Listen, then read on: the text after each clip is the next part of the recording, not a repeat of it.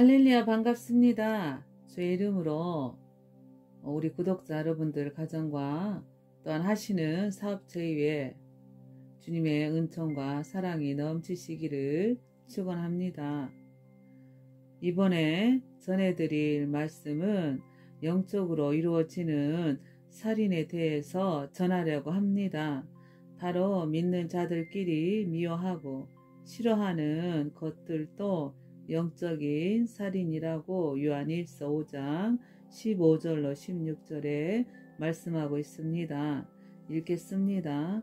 그 형제를 미워하는 자마다 살인하는 자니 살인하는 자마다 영생이 그 속에 거하지 아니하는 것을 너희가 아는 바라.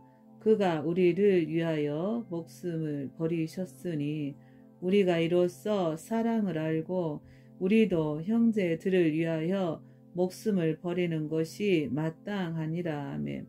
육적인 살인도 살인이지만 보이지 않는 감정 살인도 살인이라는 것을 깨달아야 합니다. 예수 그리스도를 믿는다고 하는 자들이 서로 시기를 하고 질투하고 미워하고 싫어하는 감정 살인이 영적인 범죄이며 악한 생각으로 하는 해코지이자 영적 살인이라는 것입니다. 은사자들끼리도 미워하고 시기 질투하는 것도 마귀적이요 영적 살인입니다. 성도들끼리 싫어하고 미워하고 왕따시키는 것도 마귀적이요 영적 살인이자 해코지입니다. 목회자들끼리 시기 질투하고 미워하고 왕따시키고 싫어하는 것 또한 마귀적이요 영적 살인이며 해코지입니다. 또한 가족끼리, 이웃끼리, 친구끼리, 연인끼리 서로 미워하고 싫어하는 것도 영적인 살인이며 해코지입니다. 또한 남이 잘되는 꼴을 보기 싫어하고 또한 그가 자기보다 잘못되기를 바라는 이러한 마음 또한 마귀적이며 영적인 살인이라는 죄를 깨닫기를 바랍니다. 야고보서 3장 14절로 16절에도 우리에게 가르치고 있습니다. 그러나 너희 마음속에 독한 시기와 다툼이 있으면 자랑하지 말라. 진리를 거스려 거짓하지 말라. 이러한 지혜는 위로부터 내려온 것이 아니요 세상적이요 정욕적이요 마귀적이니 시기와 다툼이 있는 곳에는 요란과 모든 악한 일이 있음이니라. 아멘. 이렇게 우리에게 가르치고 있음에도 불구하고 제가 예수 믿는 그리스도인들이라는 성도들이나 은사자들 또한 목사들끼리 미워하고 시기질투하고 왕따시키고 또한 이간질시키고 비방하고 판단하고 허물을 정죄를 하고 잘되는 꼴을 못 보는 사람들 때문에 상처를 받았었고 낙심이 되었고 심령이 근심이 되었기 때문에 아버지 하나님께 이렇게 기도한 적이 있었습니다. 기록된 말씀대로 예수 사랑을 실천하는 자들이 어디 있습니까? 있겠지요. 있을 테지요. 그러나 저는 해코지를 당하고 공격을 받고 있습니다. 라고 기도했던 적도 있었네요. 보여지는 상황들만 보고 현실만 보고 상대방을 험담하고 판단하는 자들이 있었습니다. 그들도 예수 믿는다는 자들이었고 또한 자신이 받지 않았다는 이유로 은사를 이상하게 여기고 마치 전염병 걸린 사람 취급을 하고 외면을 했고 경계를 했던 사람들도 있었습니다. 정말로 서로 응원하고 용기를 주고 도와주고 하나라도 더 배우려고 하기보다는 냉대하고 외면하였고 짓밟아야 성이 찼던 사람들도 있었습니다.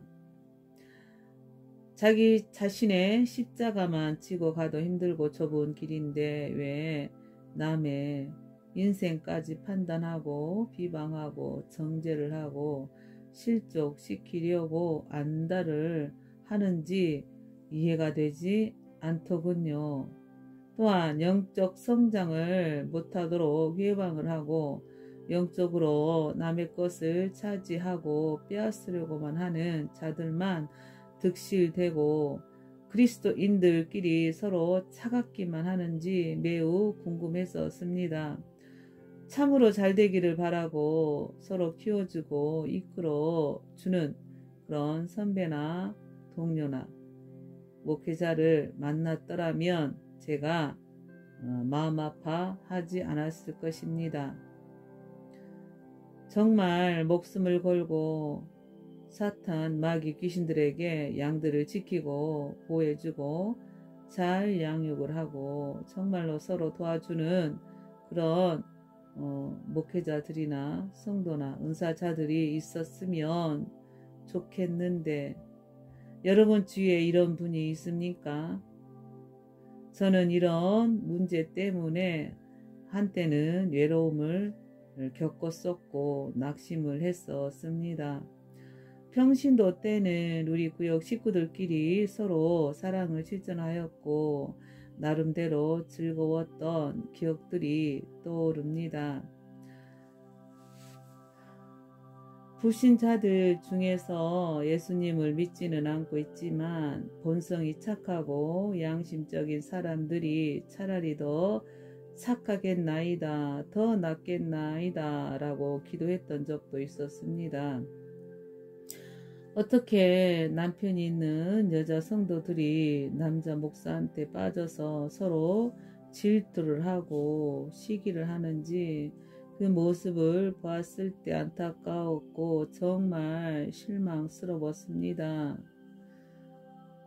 그런 실망감을 안고 하나님께 기도했었는데 그런 후에 세상 속으로 파송을 받게 되었고 세상 속에서도 예수님을 아직 믿고 있지는 않았지만 착한 양심을 가진 자들도 많이 있었고 직업의 기천을 보지 않고 남을 배려할 줄 알고 생각해 줄 줄 아는 자들도 만났었고 또한 직업의 기천을 보지 않고 인격을 존중할 줄 아는 세상 사람들도 만나게 하셨고 그 사람들을 통해서 작은 배려와 위로를 받게 하셨습니다. 이런 분들을 만날 때면 하나님께 그 사람들의 영혼을 넣고 구원해 달라고 기도해 왔었습니다. 구원받아야 마땅하다고 이런 자들이 구원받아야 하나님 마땅합니다 라고 중보 기도를 해 주었던 적도 있었습니다. 그 이유는 성도들은 돈 없고 가난한 개척교회 목사들을 무시를 했는데 그 중에 여자 목사들은 더 업신여기는 자들을 많이 만나 보았었기 때문입니다.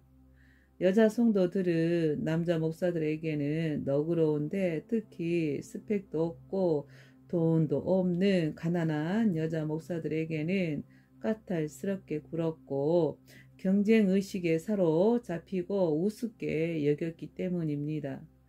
이런 죄악들 때문에 하나님 아버지께 여쭙습니다. 여자 성도들이 왜 시어머니나 여자 목회자들에게 상하 분간도 못하고 시기하고 질투하고 영적 권위를 무시를 하고 넘봅니까? 라고 여쭈었더니 하나님께서 주신 응답이 군대를 안 갔다 와서 그런다고 하시면서 군대를 가면 상하 계급을 알게 되고 명령 체계를 알게 돼서 상급자의 명령에 복종해야 하는 것도 배우게 되는데 그런 계급 체계를 배우지 못해서 그런 것이라고 말씀해 주셨습니다. 여자 목사를 아예 무시하는 경향들이 있는데 그거 회개하셔야 합니다. 특히 남자 목사님들 중에서도 마찬가지로 여자 목사를 인정을 하지 않으려고 하고 무시하는 분들은 회개해야 합니다. 업신여기고 무시하는 것이 죄라는 것을 깨닫기를 바랍니다. 잠언 14장 21절에 기록되어 있기 때문입니다. 이웃을 업신여기는 자는 죄를 범하는 자요 빈곤한 자를 불쌍히 여기는 자는 복이 있는 자니라. 아멘. 남을 업신여기는 것이 죄라는 것을 명심하시기를 바랍니다. 그리고 로마서 13장 1절로 2절에도 각 사람은 위에 있는 권세들에게 굴복하라. 권세는 하나님께로 나지 않음이 없나니 모든 권세는 다 하나님의 정하신 바라. 그러므로 권세를 거스리는 자는 하나님의 명령을 거스림이니 거스리는 자들은 심판을 자취하리라. 아멘. 하나님께서 세우시고 함께 하시는 주의 종들과 성도들 간에는 위계 질서가 있으니 가난하고 학벌 없다고 목사님을 함부로 대해서는 안 됩니다. 여러분들이 원하는 조건과 학벌과 능력이 외부적으로 원하는 것들을 충족시켜 줄 수는 있겠지요. 이런 좋은 조건과 좋은 학벌과 능력이 있는 목회자를 만나는 것도 좋습니다. 그러나 여기서 더하여 영적으로도 충족시켜 줄 수 있는 영적 지도자를 만나는 것이야말로 큰 복이자 은혜겠지요. 그런데 육적으로 충족시켜 주고 영적으로도 충족시켜 줄 수 있는 이런 목사님을 만난다는 것이 쉽지만은 않을 것입니다. 이런 조건을 갖춘 목사님들을 만나시기를 기도하시는 것도 좋습니다.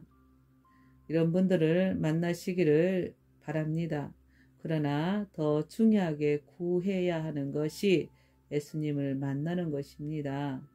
성령님을 모시는 것이고 하나님을 만나는 것을 먼저 구하고 찾고 두드려야 할 제일 중요한 문제입니다.